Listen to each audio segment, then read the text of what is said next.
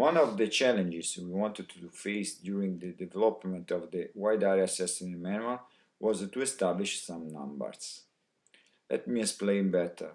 In all the manuals, the guidelines and the procedures where are given indications for sizing the sectors are always introduced a reference parameter which can be the orography of the land, the population density, the vulnerability of the buildings, and the routes. But when we want to transform these parameters into a dimensioning and then quantify the size of the sectors, we are faced with a question mark.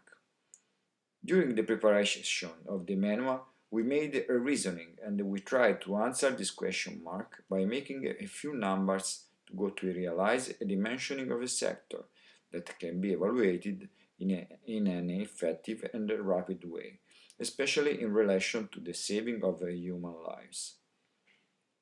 We can assume that if the evaluation of a sector ASR2 is completed in a quick and effective way, it means that the sector has been sized correctly. So let's overturn the reasoning and affirm that the right measure of a sector is the one that allows its rapid and effective evaluation. We have decided the time of 6 hours for completing ASAR 1. According to the concept of golden day, 24 hours after an earthquake, the possibility of survival of people trapped alive under the rubble go down dramatically. In all our reasoning, the time factor is always decisive. Analyzing the diagram in the next slide, taken from the book Earthquake Protection by Coburn Spence, we see that the concept of golden day, 24 hours, could be excessive. In the diagram there are three reference lines.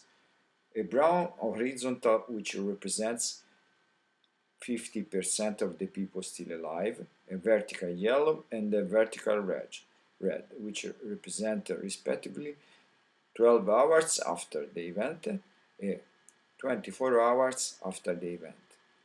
As we can see, most of the curves representing earthquake data that occurred in the past drop quickly after 12 hours, so the time factor is increasingly decisive and therefore even less than 24 hours. Following this reasoning, we have established that organized and well-coordinated rescue operations must begin within 12 hours after the event, and the assessment activity must be completed within 9 hours after the event. For the reason described in the previous slide, the ASR2 operating level, which is the assessment that is made in the field for identifying work sites, must be completed in a maximum time of 3 hours. We also know that an assessment team can evaluate 4 work sites in a period of 1 hour.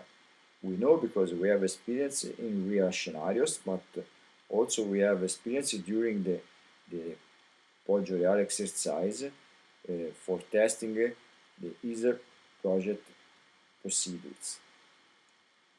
During the exercise of the INSARAG European project, in which assessment activities were carried out, despite having introduced various barrier effects, the assessment teams managed to complete the assessment of 5 work sites in about an hour and a half. Following the concept of the span of control, we have established that in each sector we will send a maximum of 5 assessment teams, coordinated by a sector coordinator, in order to have an effective action and also to avoid possible duplication of intervention. The concept of the span of control is also reported in the UCC manual of the INSARAG guidelines.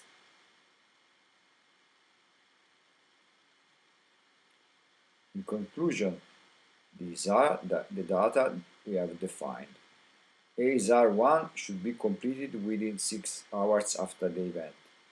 ASAR 2 should be completed in 3 hours. Each assessment team can assess about 4 work sites in 1 hour.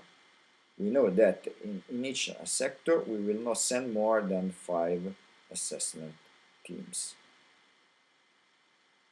With this data we have developed this formula where MB is the size of the sector, A team is the number of assessment teams, MBA is the number of buildings evaluated per hour, Tmax is the time for the assessment, 3 hours. Multiplying these numbers, the result is 60. So 60 buildings is the number that represents the size of the sector that we are going to build. The buildings that we'll take in account are those seriously damaged that can represent work sites. This is a starting point in the manual. This data is re-evaluated through the introduction of further coefficients, but in any case, it's a good starting point. I have concluded. Thanks for the attention.